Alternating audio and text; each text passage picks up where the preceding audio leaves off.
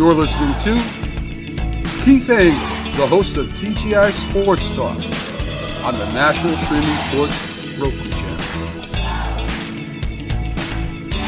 National Streaming Sports is brought to you in part by BetUs.com, designed for true fans. NFL odds, Week 1 and future, college football odds, including Heisman Trophy favorites and playoff odds, NBA odds of division winners and playoffs, Major League Baseball playoff and World Series odds, the National Hockey League Conference playoffs and Stanley Cup odds, and boxing odds. Betting opportunities include versus the spread and outright winners, also during the game.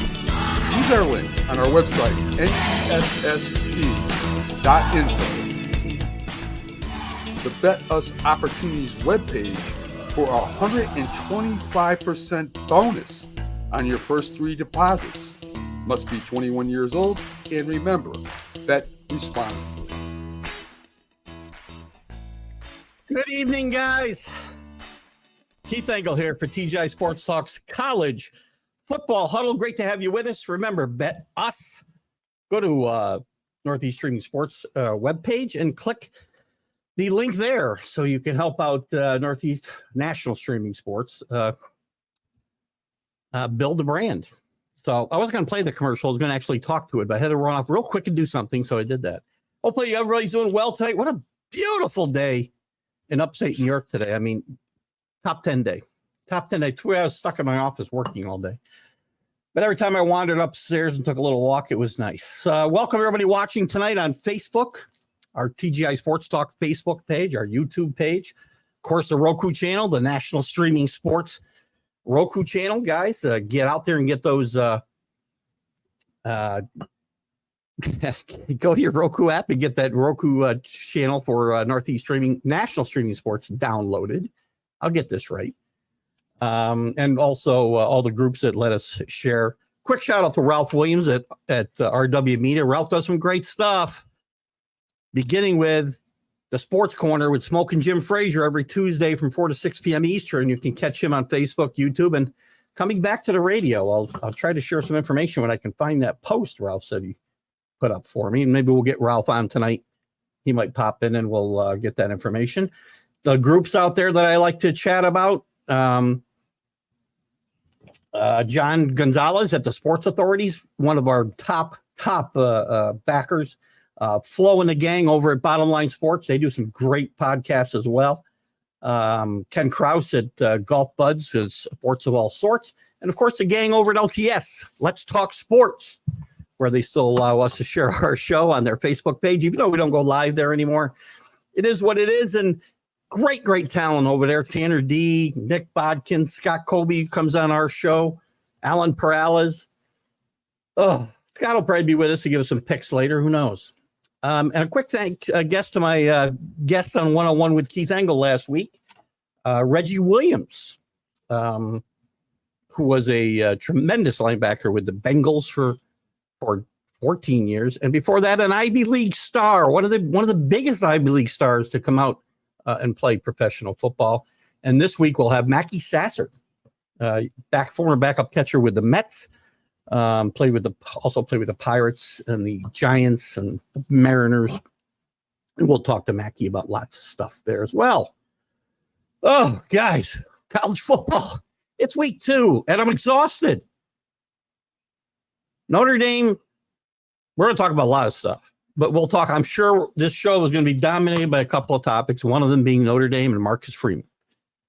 I was bantering with the gang on TGI Sports Talk chat room. Anybody wants to join that, just let me know and I'll give you an invite.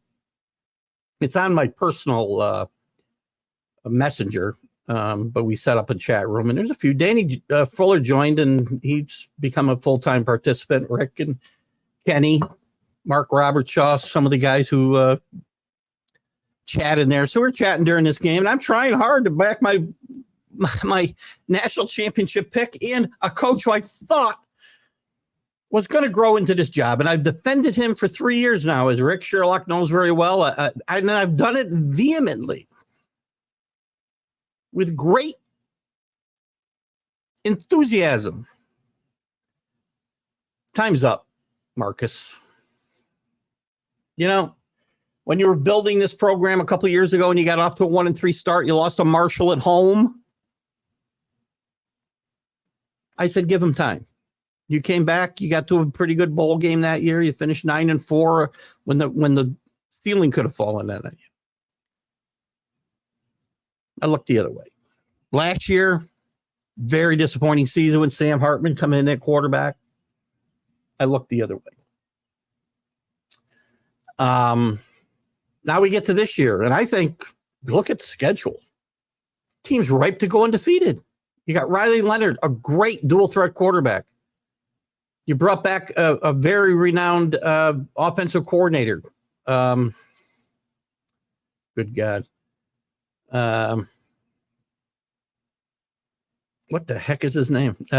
DeBroad, I believe. Anyway, neither one of these guys knows how to use the quarterback they brought in here. They don't know how to manage the clock. They've got some players. They got a great defense. This team should never lose to NIU. And by the way, kudos to NIU. And I'm going to get to some comments in a second. Kudos to NIU. They played a great game. They're now in the top 25. They're number 25. We'll look at some teams that have a chance, the best chances of the group of 5 teams to get into the playoff, because one of them's going. NIU is now moved into that top 5 or 6 teams. No disrespect for them. 28-point favorite at home. You can't lose this game. Notre Dame's probably still got a path. I mean, I've thought about this a lot. Sunday, I was very adamant that, they needed a lot. They still probably need some help. I mean, of the one-loss teams out there, they may be the most likely, them and Clemson, to get to a playoff. But listen, the bloom's off the rose. I'm not defending this guy anymore. I'm not defending this program anymore. And by the way, Notre Dame's important in college football. We'll get to some other topics. We'll talk about Texas rolling Michigan at home.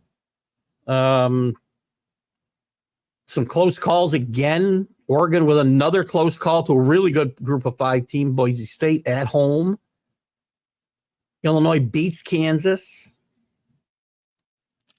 Tulane nearly beats Kansas State. What else? Nebraska with an impressive win at home against Colorado, making a statement. Clemson, to me, I know people are going to be naysayers about Clemson. I'm not saying Clemson's all that great, by the way. They showed against Georgia that they can't play against the best teams in the country anymore. But I think this game last week against Appalachian State, who is not the Little Sisters of the Poor, guys. This team was in the Sun Belt Championship game last year. This team has won big games against major conference teams in the past, and they got 52 put up at them in the first half.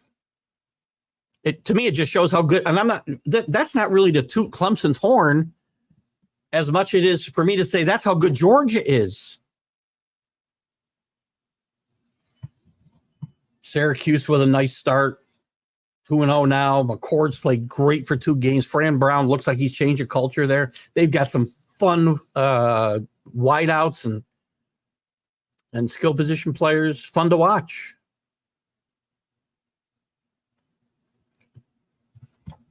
Who's with us right now? I'm exhausted after 2 college games. Good day, CA. How are you?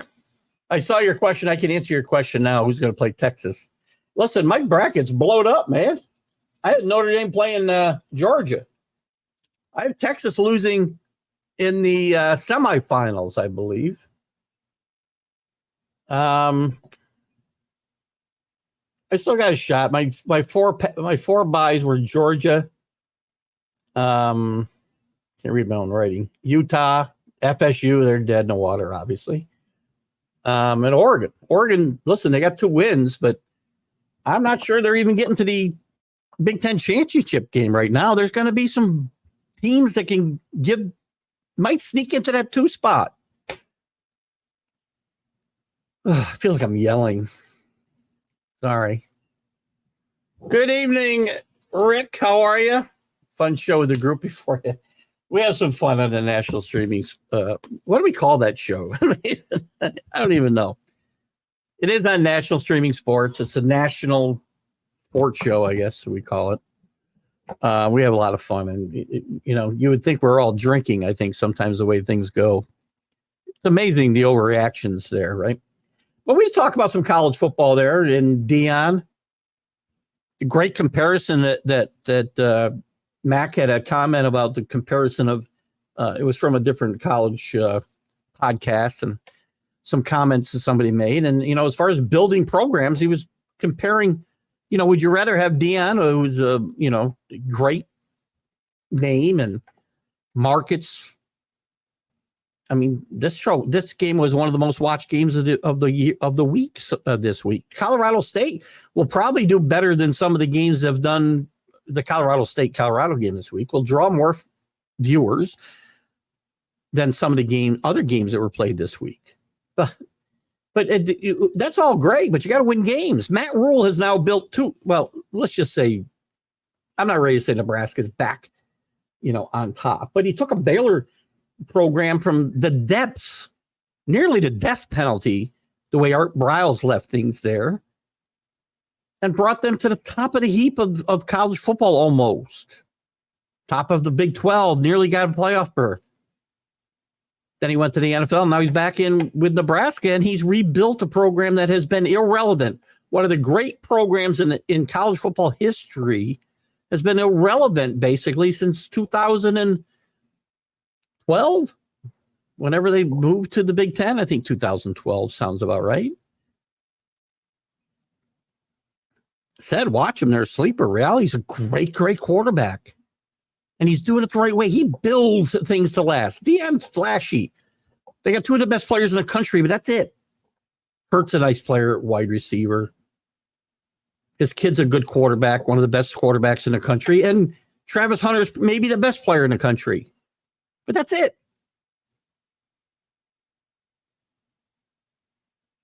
I mean, look at just frustrating. Anyway. ND got Rudied. A good way to put it, CA. They were just bad. By the way, then I read a comment today. Let's see if I can find it.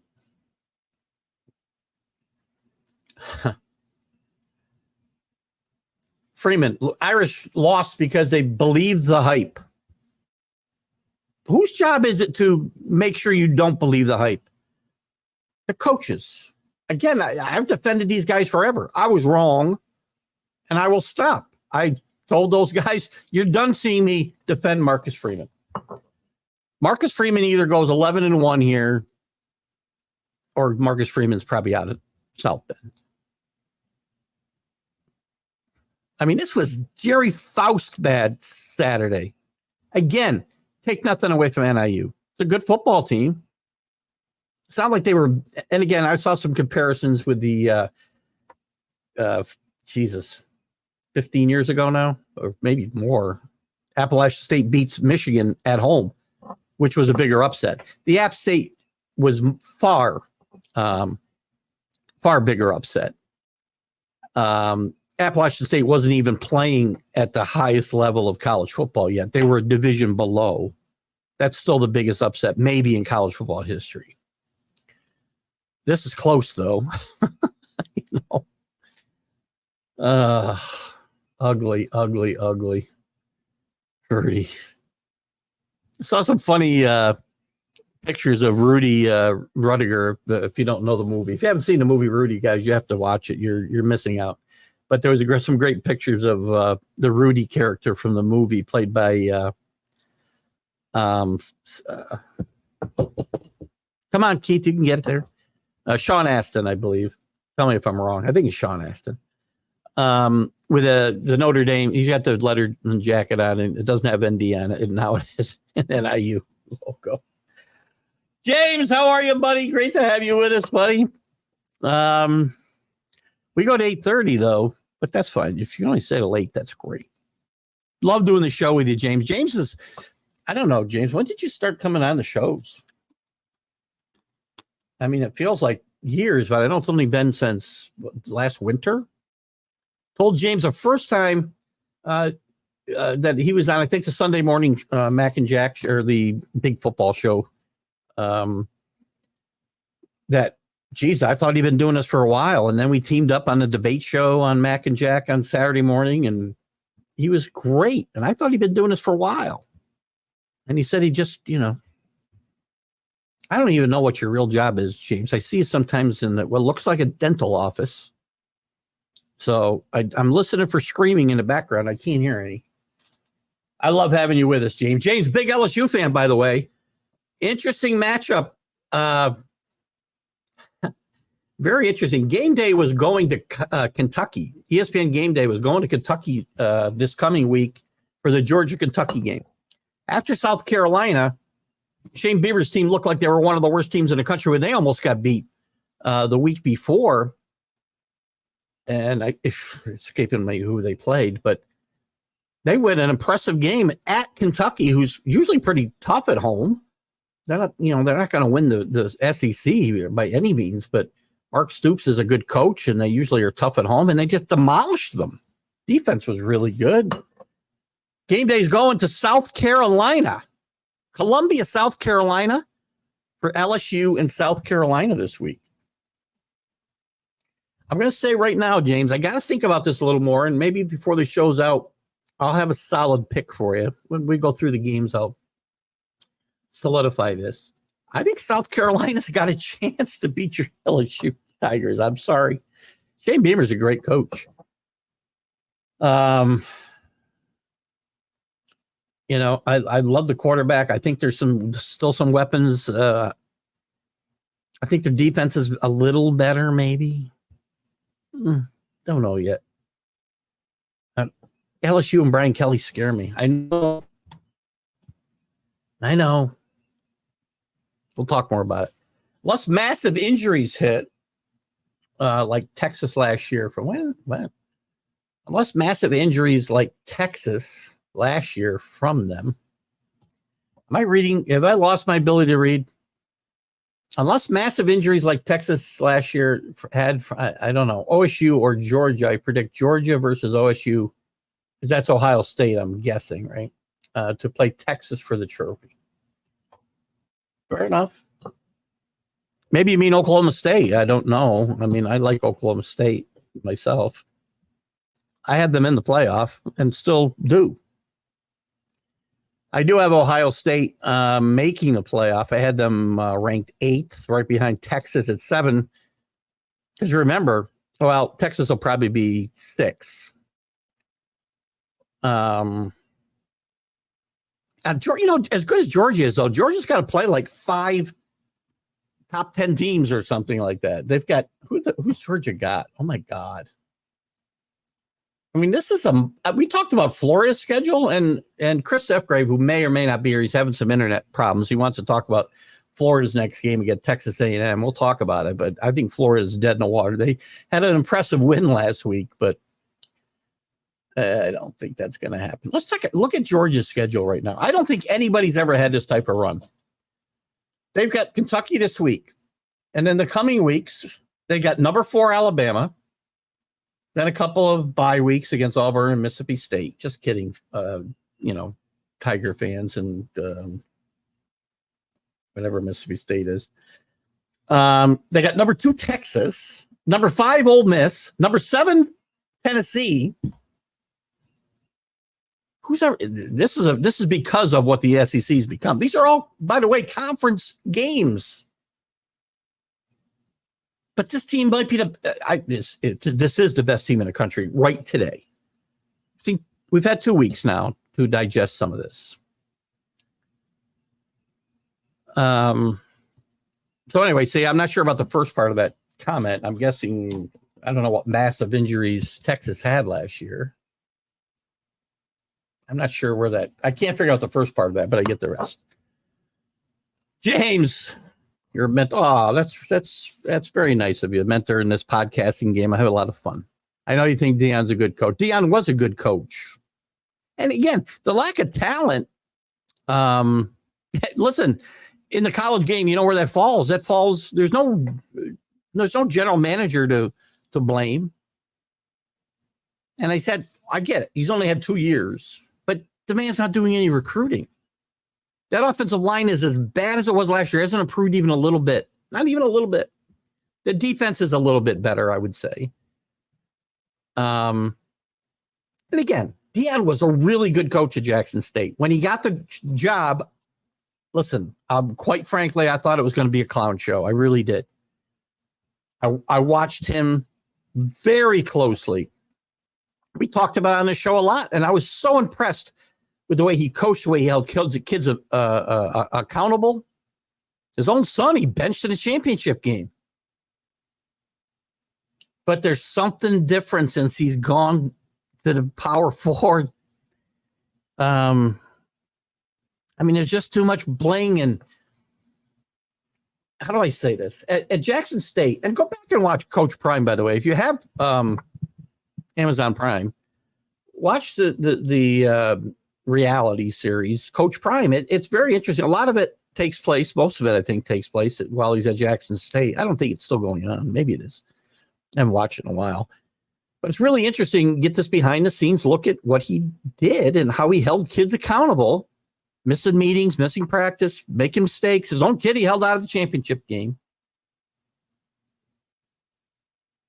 But something happened, and there was a difference. That's where I was going with this. There was a difference then between Prime and Coach Sanders. Now I feel Prime doesn't go away. He's picking fights with the local media. He won't recruit. I mean, as far as I know, the next living room he sits in of a recruit will be the first time since he's been to Colorado.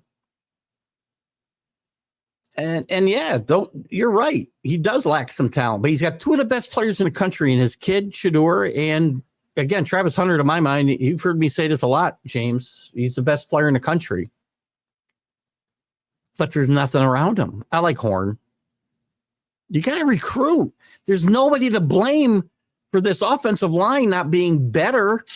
And it's both sides of the line, as you said. The trenches are where they get beat badly. And I think the defense is a bit better. But the offensive line is still a sieve. Imagine what Shedeur would be doing if he had time to do it. I'm not gonna, bash him, and I'm gonna bash Deion. I mean, there's nobody you can blame for that offensive line not being better in year 2 than Deion. Who else can I blame? Sean Aston is correct.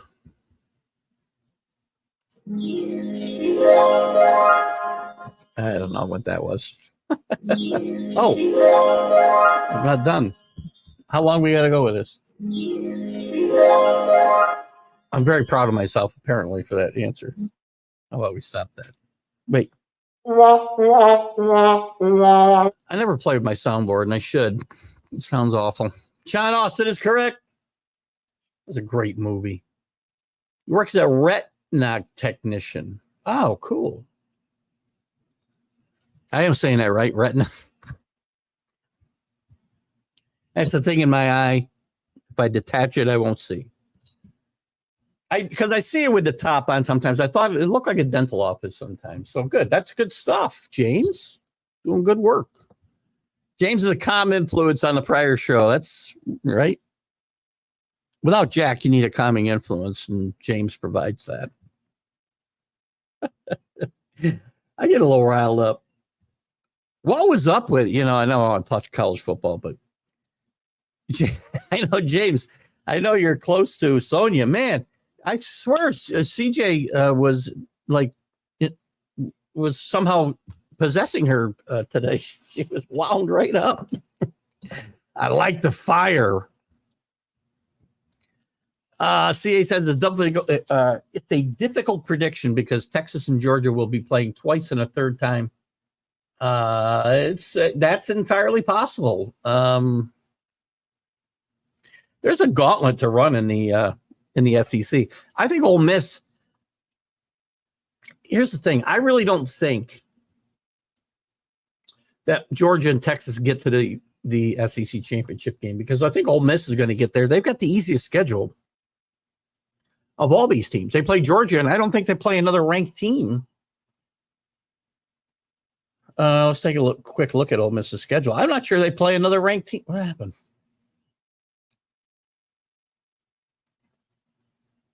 Oh, that's not what I want. Aren't I supposed to just get there? No, something's working different now on. All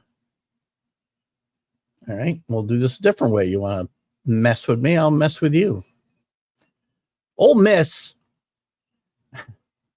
They play LSU. They play Oklahoma, and they play Georgia. Only one top 10 team, I guess, was where I was going with that. This team's going to lose only one game, probably to Georgia.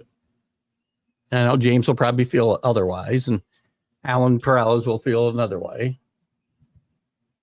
Listen, the SEC is so loaded. They're going to get 5 teams. I'm almost positive they'll get 5 teams. I mean, again, we have a long ways to go. But if we started today, the teams that were to get buys would be Georgia. Let's just say they were to conference. I'm just going to go by the highest ranked, right? And assume they win, which is not a fair way to do this. I get it. It'll be Georgia, Ohio State, Miami. And we got to have a Big 12 team. Who's our Big 12 champion right now? Utah, who I had in the top 12. And NIU would be the 5th seed as the group of 5 qualifier. But after that, you're going to get Texas, Alabama, Ole Miss, Missouri, Tennessee. That's 5, Penn State, and Oregon. That would be your 12 if we were playing today, and I take some assumptions about who wins conference championship games. Now, I agree, those are very huge presumptions. Well, we'll just lay that out there. Thank you for that. I enjoyed Reggie. Was great. I had a great time with Reggie. I love almost all the interviews I do, and I really do. I think they were great. When we had your guy Harvey Williams on, I know he was one of your guys at LSU. He was a great interview. So I had a lot of fun. Reggie was a classy guy. I had some more questions for Reggie about his injuries. Classy guy. Again, out of Dartmouth. Tell you a funny story about Reggie Williams. So as Reggie and I were communicating last week, Thursday night when I sent him the link to the studio for the interview Friday morning, I must have had, I don't know, my usual. I had all kinds of misspellings and other issues with my email, and I didn't realize it till I sent it because I was multitasking, which I don't do well at 64 anymore.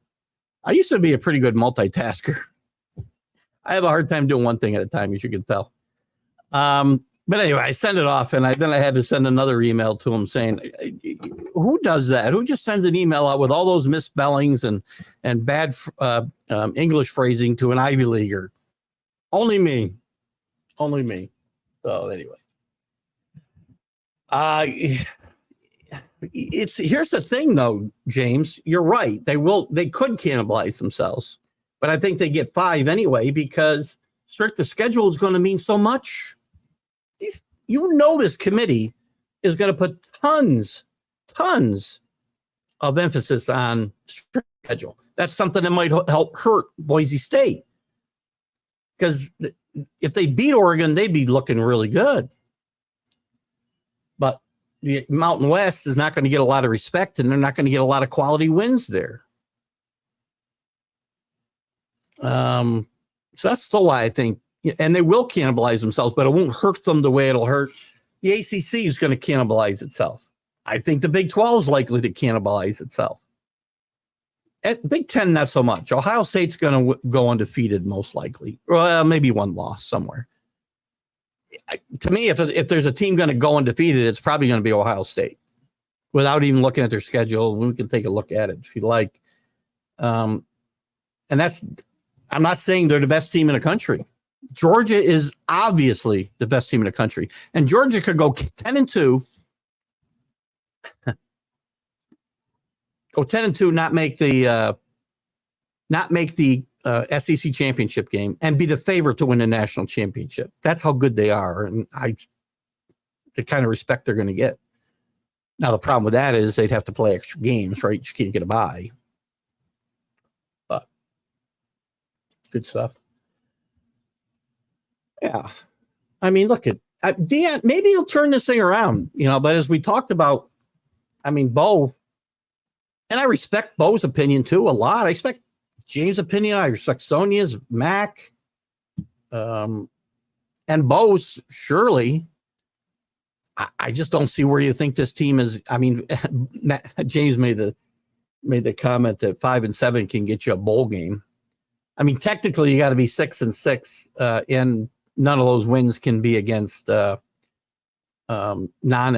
teams. But there's not enough good teams anymore to fill the bowl games, which they need to just filter some of these out. We've got a playoff now. Let's filter some of these out. We'll put a few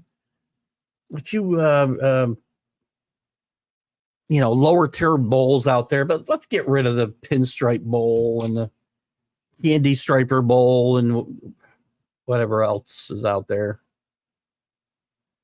But this, you got to win eventually, and maybe he will. I don't think it's going to be this year, and I don't think he'll be gone after this year either. We were talking about that, and I think Mac put me in that category. I think he wins 4 or 5 games. He's got Texas Tech. They're going to be Texas Tech. Probably going to be Baylor. I don't know if Colorado State's a sure thing this weekend on the road, because there's some animosity there. And Colorado State, again, the Mountain West doesn't get a lot of props, but at any given Saturday, one of those teams can rise up and bite you right in the ass. So I think Sonia's mood has everything to do with that 47 tantruming. We won't get into that. Oh, she was wound up tonight. Good to see her back, though, actually. I haven't seen her. I don't think I've been on with her in a while. There's Danny Fuller. Hello, Danny. Yes, you missed the beginning of the show. I've been bashing Marcus Freeman. I've been bashing the Irish. I've been bashing offensive coordinator, the Broad, whatever the frick his name is. They don't. And again, I'm going to defend Riley Leonard here. He's the only guy I'm going to defend. Well, I'll defend the players. The players, at the end of the day, the players got to play better. I get that. Coaches have to coach kids up. And if they weren't ready to play that game because they read their press clippings, shame on the coaches. Shame on the coaches for some of the calls they made. Shame on the coaches for not putting Riley Leonard in a position to succeed. They're not using him right. He's not a pocket passer. He uses his legs. He gets outside the pocket. He throws on the run. Dual threat means you roll him out. You don't know what he's going to do. Where's that? So, yes, Danny Fuller, it's good to have you with us. And I have been bashing your I told you, I will not hold back now. Once you find a way to my dark side, it's hard to get off it. Ask that clown in Cleveland that we did mention by name before, and I won't mention now because this is a college football show.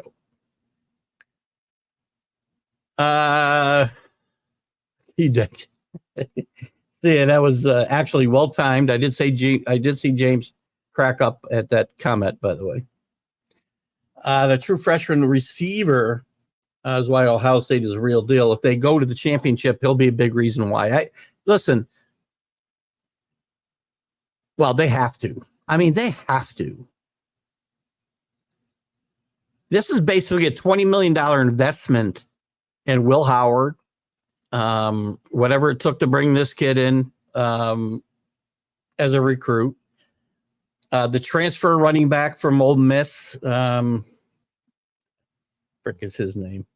Let's take a look at Ohio State for a second. God, the kid's name. Where's my running backs? Well, I got Trevon Henderson is the guy that I'm thinking about. I think he's a really good back, by the way. They're deep at running back. They're deep at wide receiver. I like Will Howard a lot. It's a $20 million investment. So you're all in to win. And if Ryan Day doesn't get to a championship game, gonna be a big problems. And somehow, well, if he finds a way to lose to Michigan this year, again, all bets are off for Ryan Day. You better win a national championship. If you don't beat Michigan, you probably don't have a job next year. And I understand that's harsh. He's like 52-6 or something, right? Making it up. But I think that's his record. Maybe I can tell here. Hold on. Got my list of coaches up. Let's see. What is he? I said 52-6. I was probably coming into the season. Where are you? I don't know how to get to the O's any faster. Man, I wasn't close. 52 and he would have been 50. What did I say? 52-6. He did have 8 losses so far. Probably regular season, he was 52-6. He's 58-8. That's how hard it is in college football now. This is how hard it is.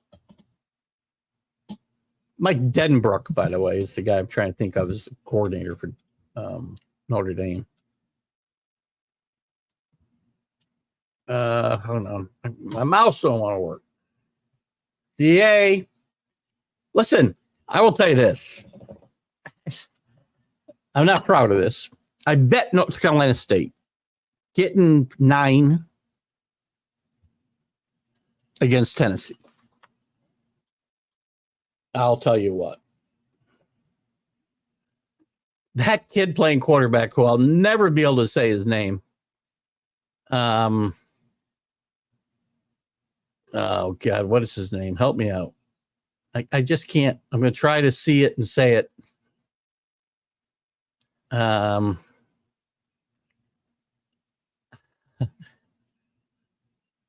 am a Leva. I don't think that's it. It was funny watching game day because Desmond Howard did not want to say the name. The kid's a real deal. Nico. I'll just call him Nico. That team is fast. There's where you see the difference, right? And again, I defend the ACC. I defend the Big 12. And I say there's good football being played outside of the Southeast Conference. I defend the Power 5 conferences. Here's the big difference. Did you see the athleticism and the speed on this team?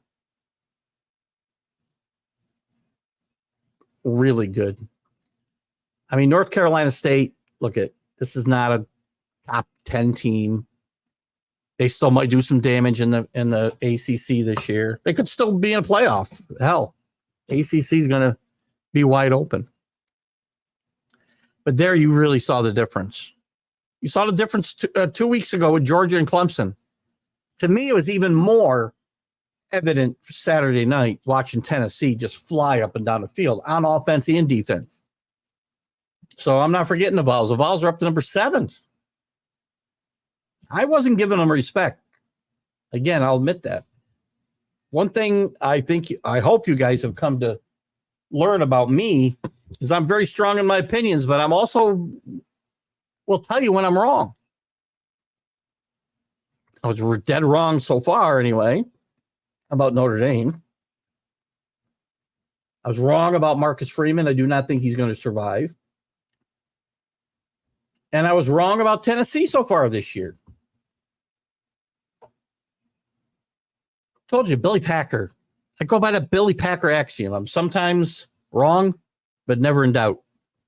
So I believe passionately the things I believe. Alabama, CA, listen, they struggled a little bit with South Florida again this year before they pulled away at the end. But I like this Alabama team. Jalen Milroe is built for Kalen DeBoer's offense. He's gotten better and better. If you remember, he got benched last year after the South Florida game. Nick Saban benched him.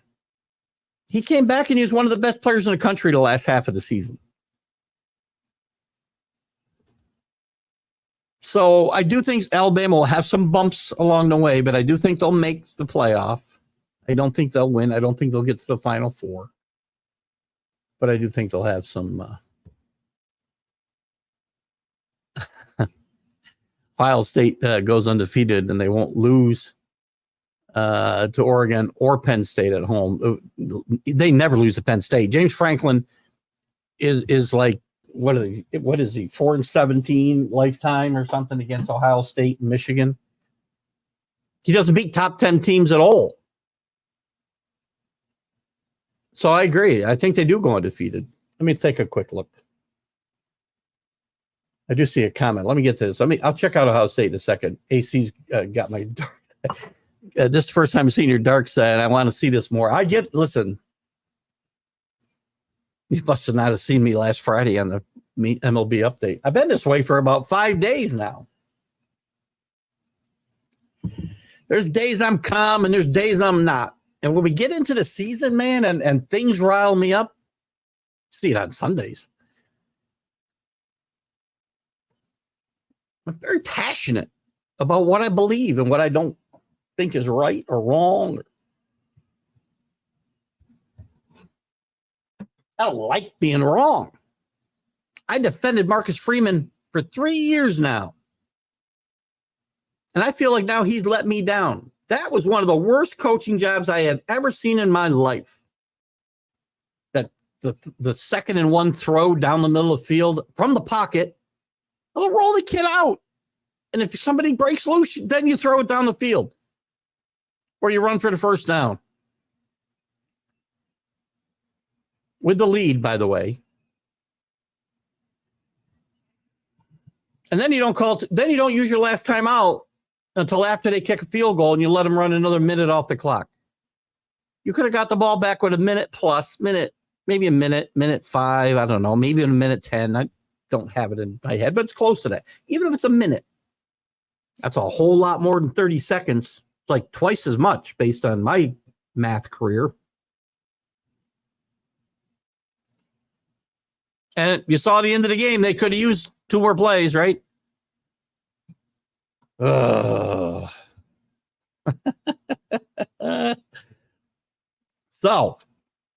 anyway, CA likes my dark side. Chris F. Grave also wants me to mention, I'll get to it at some point. We're going to have to talk about Rick, what's this guy's name? Played for UCLA and then Sacramento State. McLeod Bethel Thompson. I remember when he played with UCLA. We're going to talk a lot about him at all, but I promised Chris we'd bring him up because Chris is my Toronto correspondent, and I've always tasked him with finding me some, off the beat stuff. Kind of our man on the road, like who's my guy who does On the Road on CBS News? The only reason to watch CBS News is Friday at about 6:50 when I can watch On the Road. Can't believe I can't remember that guy's name either. It is getting ugly in here.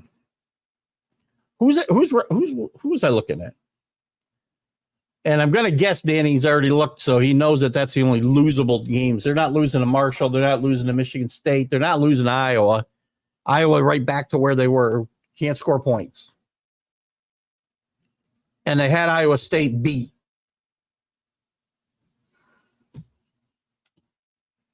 I don't think they lose to Oregon. The game's on the road, so I'll give the Ducks. If the Ducks get better, Ducks got to get a lot better, or the Ducks will get run off the field against Ohio State. They get Nebraska at home. I will tell you, Danny, Nebraska's coming in that game undefeated, though. I don't think they're going to win it in the horseshoe, believe me. But Penn State, that's the only losers. Purdue, no. Northwestern, never know. And they got Michigan at home. There's no chance. 0 chance Michigan's winning that game. So I think Danny's probably right. I mean, if there's going to be an undefeated team, as I said before, it's likely going to be Ohio State.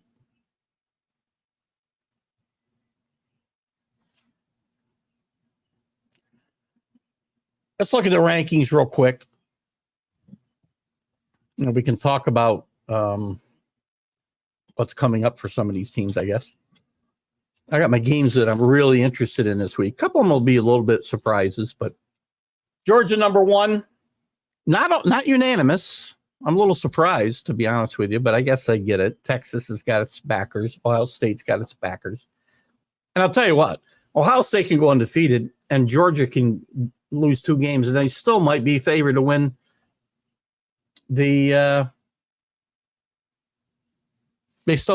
national championship, Georgia. They're the best team in the country that I've seen so far. It's 2 weeks in, and that's, it's a little bit of an overreaction. Penn State's on the road, too. It's going to be a whiteout, big deal. James Franklin doesn't beat anybody of any consequence ever. He'll go 10-2, lose. He might actually beat Michigan this year, maybe, if they play. Anyway, Georgia, Texas, Ohio State. Texas and Ohio State flip-flop. Not a big deal. Alabama stays flat at 4. Kellen DeBoer, again, they haven't played anybody yet. They will soon. Ole Miss up a spot. Another big win for them. Missouri, I said before, Missouri, watch out for Missouri. They're a really good team. They've got Bailey, what's their quarterback's name? Oh gosh, wish I could think of this guy's name. I don't think I'm going to think of it very quickly. It'll come to me. Anyway, veteran quarterback, really good coach. Get off my computer. Not you. Where the heck? There we go. Listen, Lane Kiffin's loaded. He's got one of the weaker schedules, although even weak is, pretty tough in the SEC. I do think he's going to the SEC championship game and will definitely be in the playoff. He'll lose to Georgia. That's just in the SEC championship game. But Missouri, I was talking about. They get BC. BC's off to a good start under Bill O'Brien, 2-0. They beat Florida State, as did Georgia Tech. They're 2-0 going into this game at Missouri. They're in the top 25 for the first time in quite some time at 24. 4 new teams in the top 25, by the way, this week. Missouri's good. On the road, it's going to be tough. I think Missouri wins that game. Tennessee up 7 spots to number 7. One of the big movers this week, at least on the good side.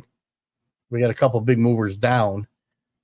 Penn State stays flat at 8. Oregon drops 2 spots to 9 with that very close loss. A last-second field goal wins it for them against Boise State at home. Miami looking really good again in a spot where this team has come up small at times. They win big against Florida A&M. They're up to number 10, up 2 spots. USC with another good victory, up 2 spots to 10 or 11, excuse me.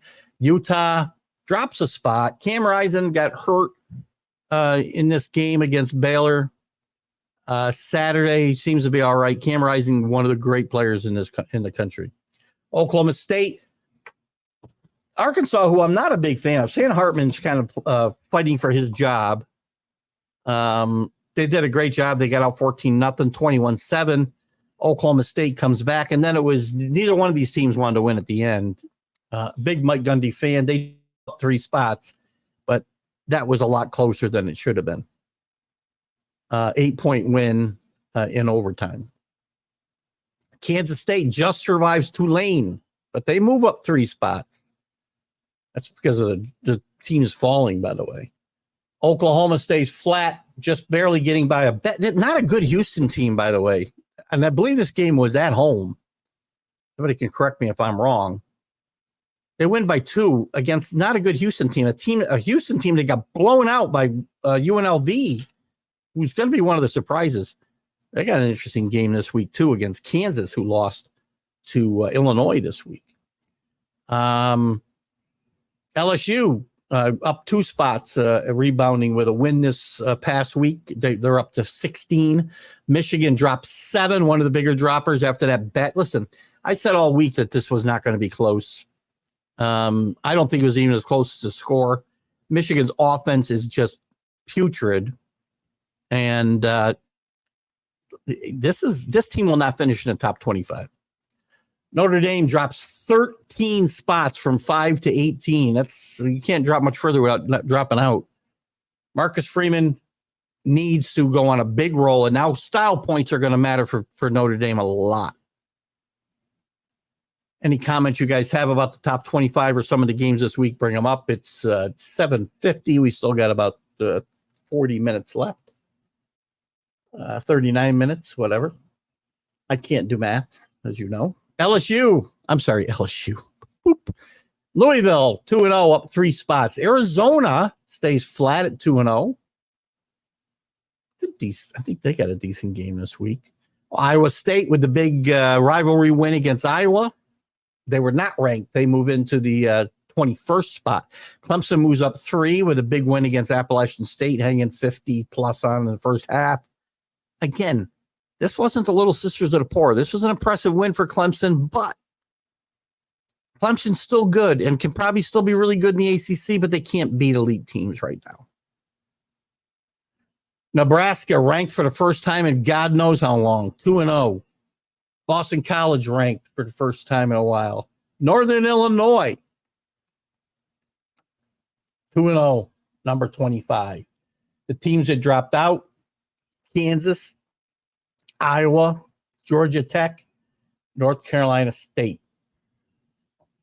Those that are close. Illinois is close to the top 25. Boise State, A&M, Syracuse. We talked about their hot start. Kent McCoy, I did it again. 1 Adam 12. Nobody's even know what the hell I'm talking about. 63 points. So they're only 50 behind the 25th ranked team. They've got a chance. This Syracuse team I said was going to win 8 or 9 games. Listen, that ACC championship game is wide open on both sides. Miami right now looks like the cream of the crop. I've been here before. Haven't started putting my Miami gear on, so don't get excited. Remember, I'm talking about Miami now, and when they're 5-0 and I got a Miami shirt on, they're all long sleeve and a little heavier. So, what else? And you got Iowa, Kansas, who fell out. Washington's moving up the poll a bit, or closer to the poll, I should say. UCF gets 1 vote this week. Watch out for UCF, my sleeper in the Big 12.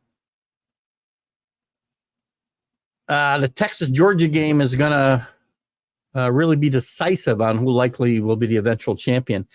For sure. Here's the thing.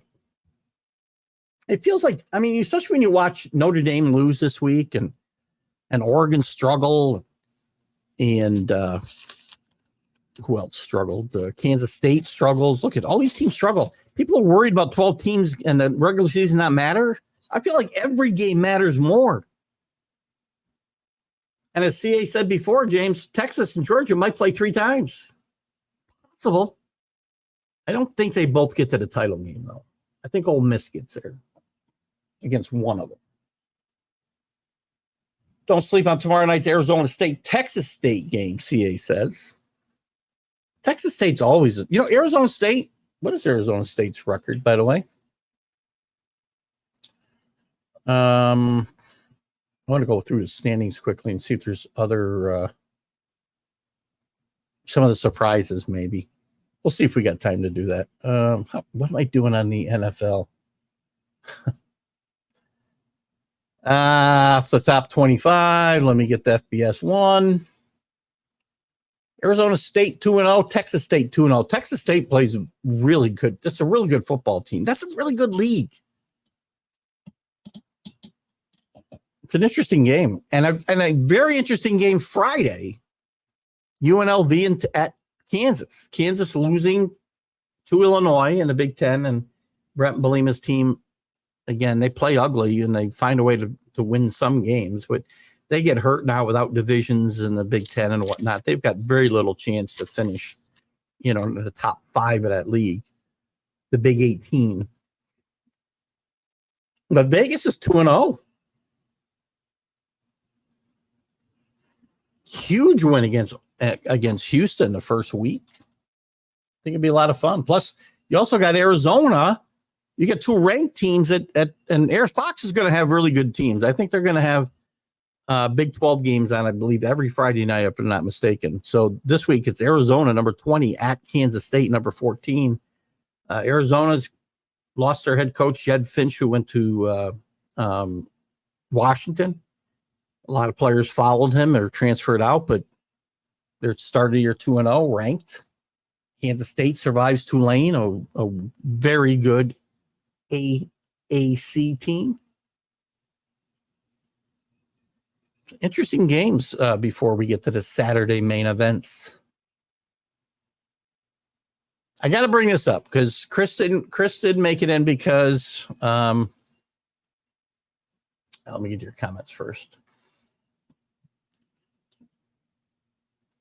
Mr. Jennings taught me better than Matt.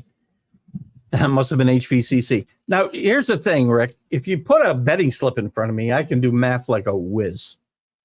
But anything else, I'm just totally screwed. And I do think Hudson Valley might have, because I didn't really care about learning. I just cared about playing baseball and party. Had a good time. Didn't stay there. Texas and Georgia could play twice. They could play, I'm pretty sure they could play 3 times. When you think about it, Danny, they could play twice this is in the regular season. They could play in the regular season. They could play in the SEC championship game, theoretically, and they could play in the national championship game. We'll definitely keep an eye on the Arizona at Kansas State game on Friday while Texas High School is joining in. It's interesting because, we used to get a AAC team or USA Conference USA. We might get some of those games on Friday nights, but college football forever, even the pros, they played last Friday night. They stayed away from Friday nights because high school football is huge. And high school football is certainly huge in Texas, as you said. But it's also huge all over the country on Friday night. So probably them going up head to head it's not a great idea. But I do believe Fox is going to have that Big 12 game every week. We already got that. Already got all these. We can talk about. Real quick shout out for Chris F. Grave, who couldn't make it because he's got some internet problems at home tonight. I think he brought this up maybe on a Sunday Stream of Consciousness. I do remember now he brought up McLeod Bethel Thompson. He played at UCLA. He was a redshirt freshman at UCLA. Then he played in 2007. He shared quarterback duties on a team that went to the Las Vegas Bowl, so not all that good a team. They did lose to BYU in that game. He saw action in 5 games that year, completing 23 of 55 passes for 293 yards and 1 touchdown and 5 interceptions. He then moved on to Sacramento State and made his first start against Southern Oregon. So Sacramento State is going to be below the FBS level, right? He did serve as a team's holder for all 11 games after he suffered a knee injury. As a redshirt senior, Bethel was named the starting quarterback. Then in the first half, he injured his knee again, which caused him to miss the following 6 games. So he did appear in 20 games. But he went on to play in the pros in the CFL. He played he played with the Patriots. Look at that. He had a pretty good, he bounced around the NFL a lot. We'll just talk about this. Dolphins, Vikings. He played with almost everybody. Patriots, Vikings again. The Dolphins again. The 49ers, the Eagles. Then Winnipeg, Toronto, New Orleans. That must have been New Orleans Breakers. I don't know, UFL. And then Edmonton Elks, which I do not know who they are. So anyway, I told Chris we'd give a shout out to his boy, Bethel Thompson, and we have done so. Let me just see. Do you ever have any good years anywhere? Just for giggles. 2019, 26 touchdowns and 13 interceptions for the Argonauts. 23-15 in 2022 for the Argonauts. UFL career, not very good. NFL career, he has no stats, so he never played a game in the NFL with all those teams he was in. So there's your shout out to the anonymous college football player of the day. What we got here, Danny? No separate divisions and conferences anymore, so yes, could possibly play 3 times. There you go. That's a huge story, and we've talked about it a couple of times now, and we'll continue to do so. It's a very big story in the SEC, in the Big 10, or Big 18. You do your own math, I guess. And the ACC. Division's gone away, at least of the major conferences, and I'm sure some of the Power 5 conferences have done the same. I know the AAC, excuse me, is no divisions. But you're not going to get, an 8-4, well, conference-wise, whatever, a 5-3 Iowa team in the Big 10 championship game, right? You're not going to get a Arkansas at 5-3 in the SEC championship game. You're going to have the top 2, theoretically, the top 2 teams in the conference will play every year for the championship. I kind of like division play myself. I get why they've gone to this. But is what it is, right? Some other big games this week. Games that I like. Some of them because they're big games. I've already mentioned the K-State game, Arizona. Alabama goes to Wisconsin, which I do not believe they visited Camp Randall in like 100 years. So this is a game 100 years in the making. Bama hasn't played. This is the best team Bama's played, obviously. They haven't played under Kalen DeBoer on the road against a Power 4 team. And I'm glad to see them go on the road to play. And again, it's one of my issues with Kirby.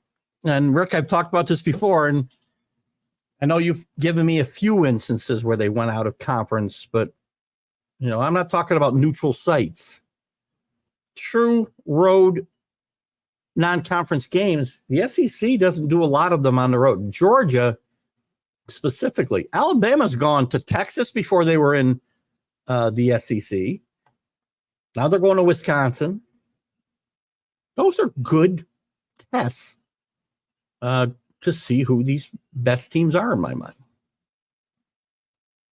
Yeah, I don't want to bash Georgia because I think they're the best team in the country. I'm just saying Kirby doesn't like to go outside and play big games unless they're on neutral sites.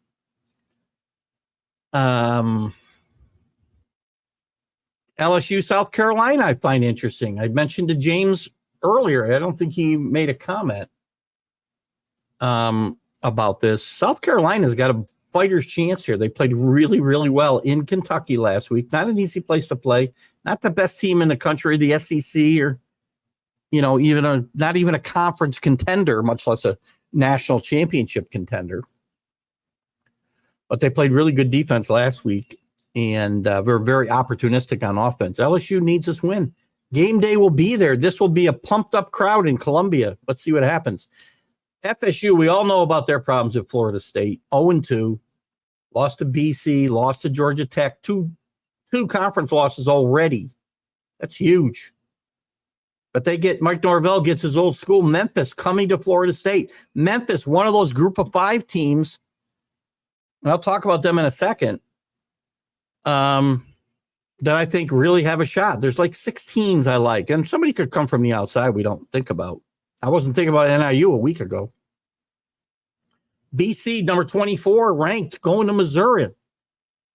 Bill O'Brien's done a really good job changing the culture there quickly. This is a big matchup, and this might be too much for BC. I think Missouri might handle them. This will probably be a bet for me, depending on the line. I'll look at the line in a second. What is the line here? This doesn't mean what I'm going to get them at, right? But let me see. Where are they? Let me sort it. This is likely going to be a bet for me on Saturday.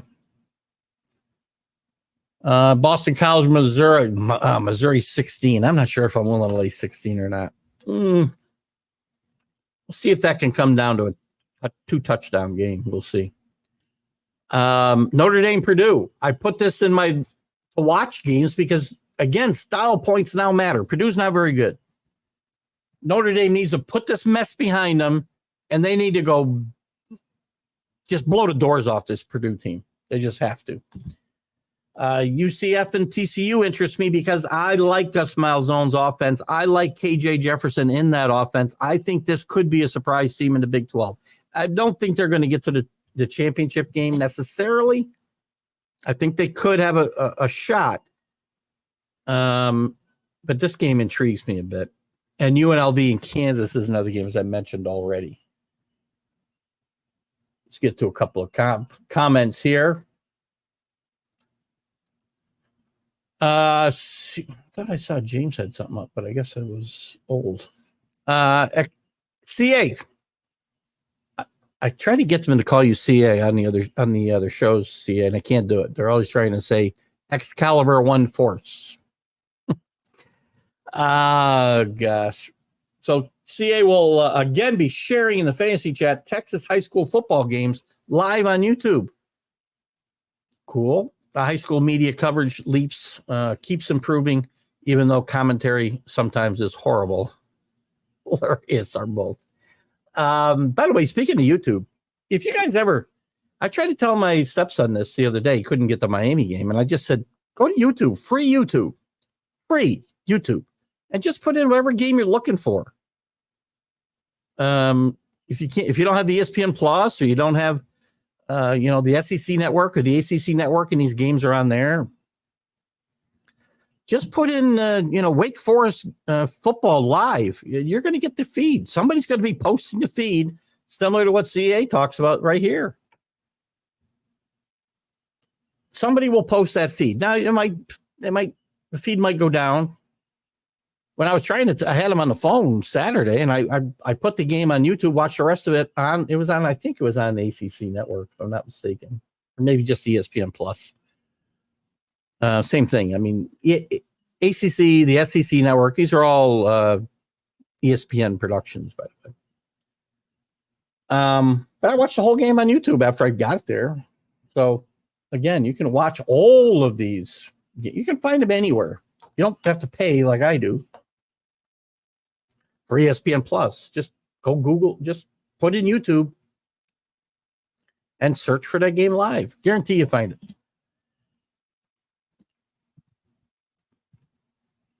James Martin agrees with me regarding South Carolina. LSU fan.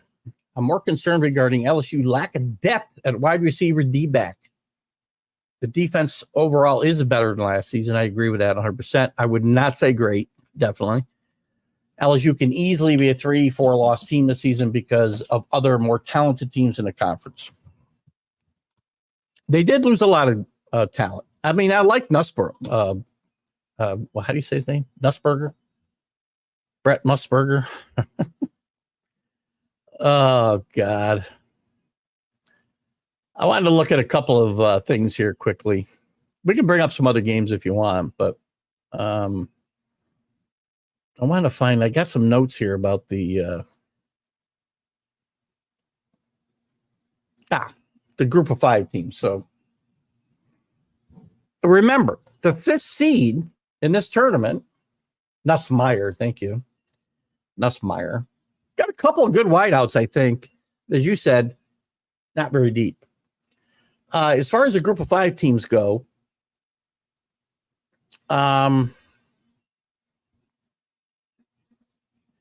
right now, and this is Stuart Mandel's rankings, right? And I agree with the teams. I probably don't agree with the order. He's got Memphis first, which out of the AAC, this team could go undefeated. One of these teams, it probably won't be Boise now because well, it could be anybody. I mean, Boise State, NIU, strength of schedule is going to hurt NIU because the max strength of schedule is going to kill them once they start playing in there. The better Notre Dame does, the better that win will look, obviously. But there's a chance whatever group of 5 team gets in, if the ACC is bad enough where they beat each other up and you've got a, 3 conference loss team winning the conference and getting a bid, then there's a possibility that a Memphis or NIU, who's undefeated, Boise State's got a loss now, but it's a good loss if there are such things. Again, strength of schedule in the Mountain West will hurt them, but one of these teams could get that 4th seed.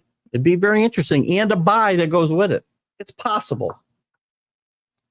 Anyway, Memphis, I agree with in contention. UCF, they got a big game on September 21st against Miami to get them at home. That's a game they got to win if they want to be considered for this spot.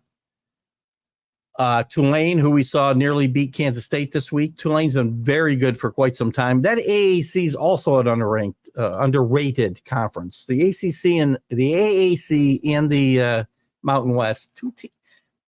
Look, they're certainly not on the level of even the 4th best power conference, but there are teams that can come out of these conferences that could do some damage. Boise State, who I still have number 1, and NIU, who wasn't considering, but NIU now, like Cincinnati a few years back, now they post a win over a huge win. They can boast over Notre Dame.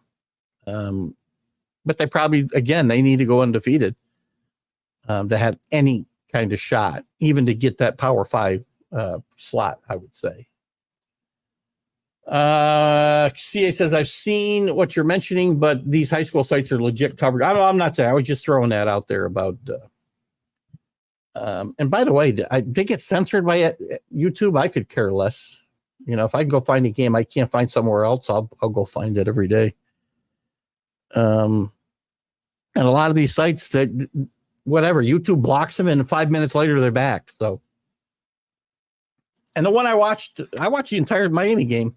I didn't have to. I could have gone back to the legit coverage, but, and again, I was kind of just using that to bring up the YouTube situation because a lot of the people we were talking about in the chat, a lot of Notre Dame games will be on Peacock and you got to pay.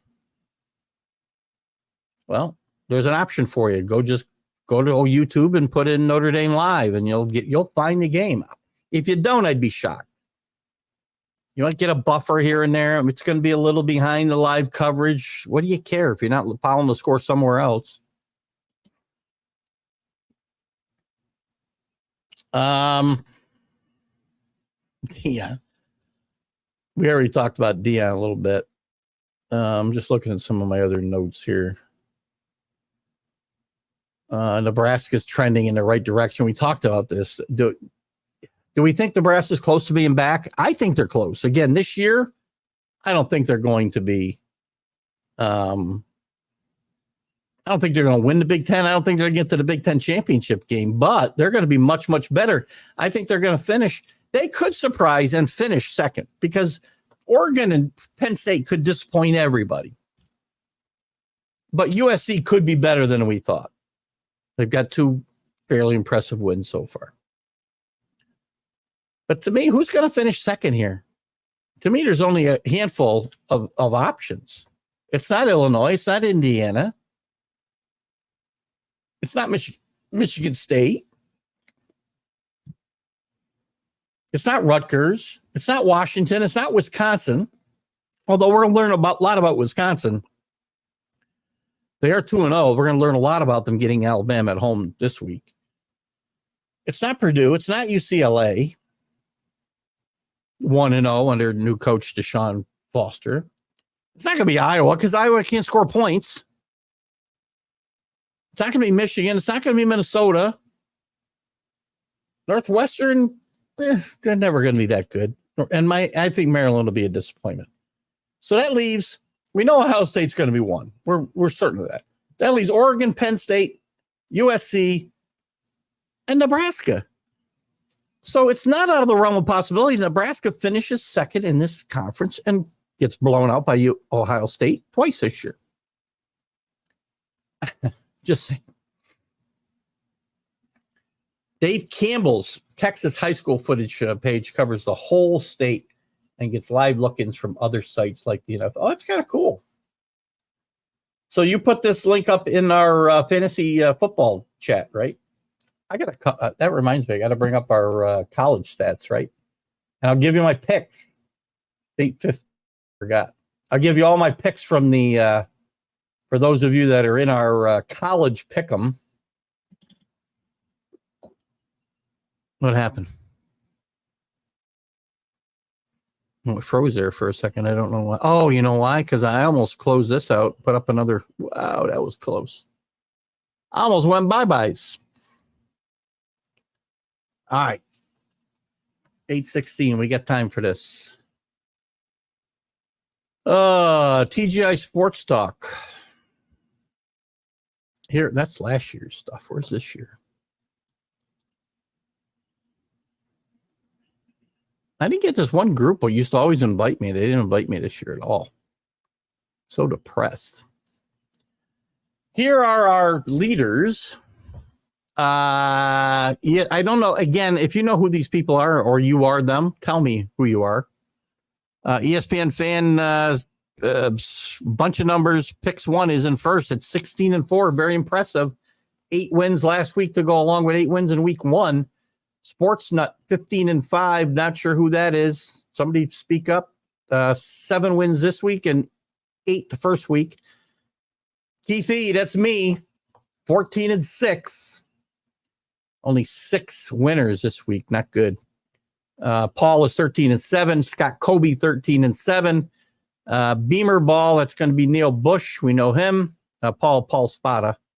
Beamer Ball is Neil Bush. He's 12-8. The Dogs, I'm assuming, is Rick at 11-9. Poppy's pick, so I'm going to assume is Kenny. I got another ESPN fan at 4-6. Mad New Yorker is 3-7. They missed they missed a week, both of them. And then we got another ESPN fan and 2 ESPN fans who did not fill out cards at all. So they're not competing. It looks to be 10 of us competing for this title. Here are my picks for this week without the spread, guys. South Carolina.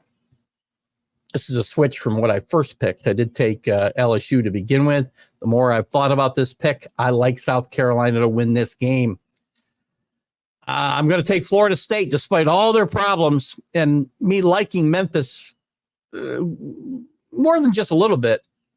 I like Mike Norvell to beat his old team. They need a win badly, and I think this is the place they get it. Chris F. Grave had also asked me to talk about Florida's next game because Billy Napier they got a big win last week, but Billy Napier is hanging by a thread. This season is going to get tougher and tougher as it goes on. He's going to lose this week at home to Texas. I think this Texas A&M team is ready to rebound from a tough home loss to Notre Dame 2 weeks ago and take it out a little bit on Billy Napier's Florida team. I like Texas A&M here a lot. I'm going to take the Huskies, and we got two rivalry games. I'm not sure if they're both on this card or not, but we got Washington and Washington State. I'll take Washington at home. West Virginia and Pittsburgh, a big rivalry. I'll take West Virginia here on the road. West Virginia is better than you think, and not a good start against Penn State, but they bounced back nicely last week. East Carolina Pirates against App State. This is kind of a pick'em for me, but I'll take the home team, East Carolina. App State, maybe they want to get some payback from last week's thumping by Clemson, but we'll see. UCLA over Indiana. I like the home team. Starting to see some of these odd Big Ten teams or games. I like UCF. I told you how much I like Gus Malzahn and this transfer acquisition of KJ Jefferson at quarterback fits his offense so well. They're 2-0. They're going to go to TCU. TCU is also 2-0. I'm going to take the dog here. to upset TCU at home. I'm going to switch up here. I'm going to have a really good week or a bad week. I'm going to stay here. I'll take Colorado at Colorado State. I almost changed my pick there. And I'm going to take Virginia over Maryland. So there's my picks for this week. What say you? Can Wake Forest upset Ole Miss at home? Not even close.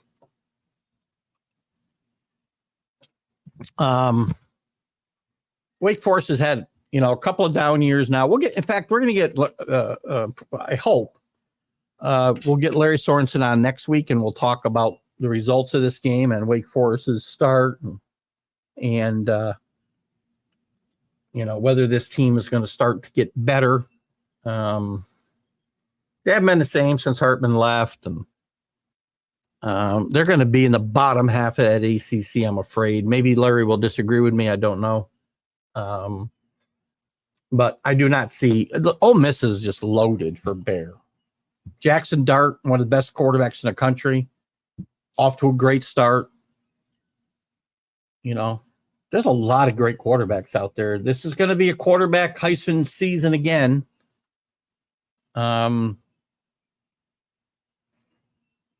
But Lane Kiffin, look at this team's going to lose one game, I think, in the regular season. That's to Georgia.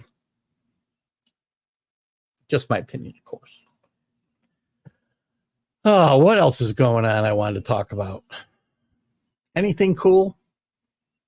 How about this story with Auburn? And we don't have a lot of time, so I'll just touch on this. We got 5 minutes or so before we got to wrap it up. Auburn quarterback Peyton Thorne's Venmo has been blowing up, and it hasn't been his teammates paying their fantasy football dues. Instead, Thorne says during an appearance on Next Round that he often gets requests for people to send him money to bet on the games, I believe. Hold on, let me make sure I got this right. He often gets requests for money from bettors who, right. He wants money from the bettors who bet on Auburn and they lost. I mean, this is where we are, by the way, in sports in general. And this has been a little bit of a problem, not just social media. Well, social media, kids getting beat up on social media, not literally, obviously, figuratively, beat up on social media because they're wagering on games and blaming kids. And I think it's in the pros too. I know people that have been I don't know them. I've heard about people getting accosted because, they played badly and they cost their fantasy football team, or they had bet on their game on FanDuel. And this stuff's got to stop. I mean, good God, college football, everything's out of control, right? What else? Before we wrap it up here, what do you got here? CA. BC at Mizzou looks to be the best Saturday matchup. The best matchup, I like LSU and SC as a better matchup than that, but that's one of the better ones. BC and Missouri, they're the 2 ranked teams for sure. I'd like the Alabama-Wisconsin game as well. As far as matchups go, CA, let me see if I missed anything. I'm just going to go, since we only got about a few minutes, I'm going to go quickly through the entire card and see what stands out to me. I'm just going to skim through here quickly. Again, I said Alabama, Wisconsin. I give Wisconsin a decent chance here, and I may take the points here. 16 at home in Camp Randall to not a bad Wisconsin team. Maybe not a good one, but not a bad one. There's another team that, they could sneak into that Big Ten second slot. It's possible. We talked about LSU. I probably jotted down the ones I really think are interesting. North Texas, Texas Tech. Listen, Texas Tech is bad, man. Their offense is like historically bad. BC, Missouri. We talked about Oregon State. Listen, I love the historical rivalries. We got 2 of them in the Great Northwest, in Washington State. And Oregon will play Oregon State on Saturday. Oregon needs – listen, Oregon's a 16-point favorite.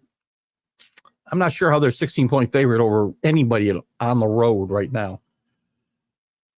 Trap game for Miami again. I said it last week. The Florida A&Ms, the Missouri Valley States. This is where this team often stumbles when people are really high on them. They're ranked 10th in the country. They won't lose. They won't stumble here. Cam Ward is so good. He's a big difference in his team. And Dave Martinez, too. 156 yards rushing last week. Great job for him. Tulane at Oklahoma. Don't sleep on this game. Oklahoma nearly got beat by not a good Houston team. Tulane is better than them. I've said, I think Oklahoma struggles this year. They haven't got to their SEC schedule, obviously, yet. Upset alert. I don't think it'll happen, but watch this game. Notre Dame's got to rebound. It's probably a good bet. Notre Dame minus 10. They need to beat this team by about 3 touchdowns minimum. Texas A&M, Florida, we talked about. Get ready to wrap it up here. See another comment come up. West Virginia, Pittsburgh, I think we talked about. Utah State, another rivalry game. Utah should handle them easily. UConn and Duke. Take Duke all day. UConn is terrible. Old Dominion, Virginia Tech. Old Dominion, big. I'm sorry, I'm thinking of Jacksonville or